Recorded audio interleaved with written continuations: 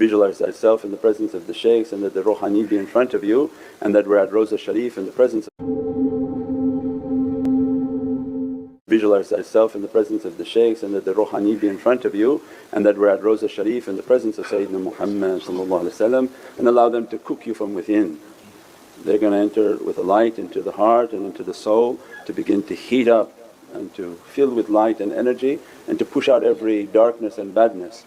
And these Naat Sharif are much deeper knowledges than the Arabic salawats, because these awliyaullah have an immense amount of understanding and they spread it and taught it through the Naat.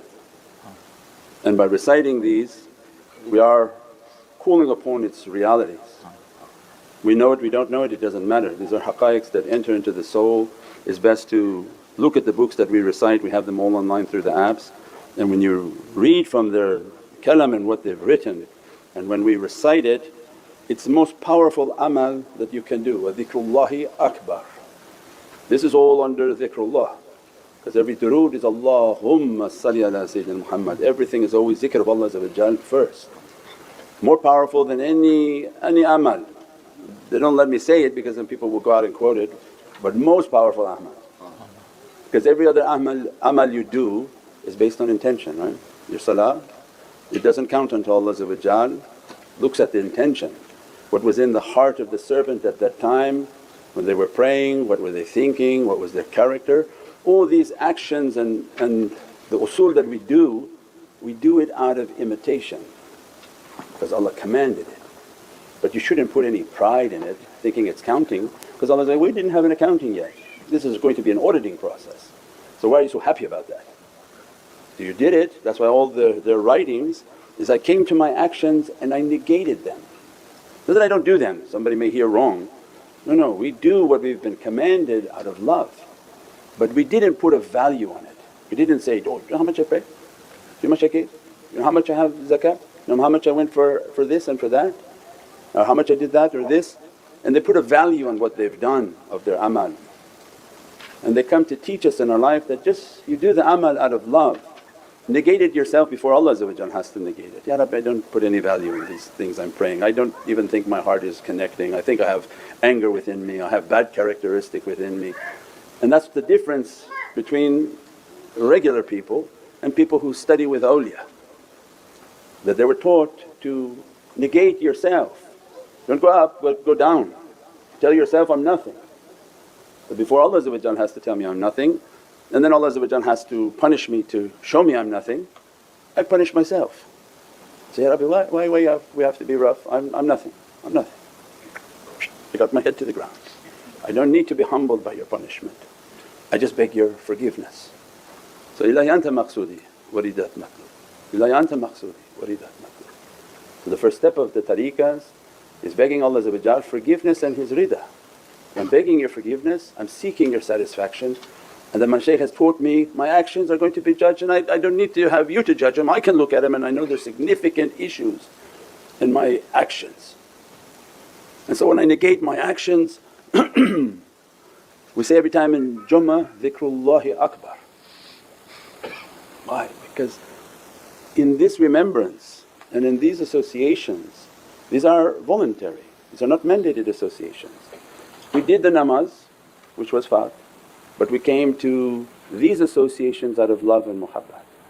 Ya Rabbi, I'm coming for the love of you and the love of whom you love, which is the love of Sayyidina Muhammad, and I'm coming only for this love. And as a result of this love I'm going to do everything for that love. Then awliya come and say, can Allah judge love? And why would He judge love? Love and muhabbat is not something that is judgeable. You have a level of love and you're supposed to compete. Prophet described in deen, competition is good, but in competition in what? In muhabbat, because there's no down, it's only up. Allah doesn't come to love and not love from dunya, we're talking love of akhirah, love in the way of the Divinely Presence, in service of the Divinely Presence, love in the way of Sayyidina Muhammad. How Allah want to judge that type of action? So there's no judgment. So when there's an amal that has no judgment and it's just a matter of blessings on how much we can get blessings, then the sky is the limit. As much as you're praising, as much as you're doing zikr, as much as you're serving, as much as you're attending, the awliyaullah come into our lives and teaching Allah is just dressing and dressing and dressing the soul. And if you're doing something that can be immediately dressed upon the soul versus waiting for intention, that's why these awliya and all these religious realities were gained from the people of dhikr. There's not one of them that was not from the people of dhikr. There's not one wali or pious person that you come across and say, "You make dhikr?" Say, "No, I pray a lot." So, I give a lot of zakat, that's how I got into it. No, all of them are Ahl dhikr because they know that's not the secret.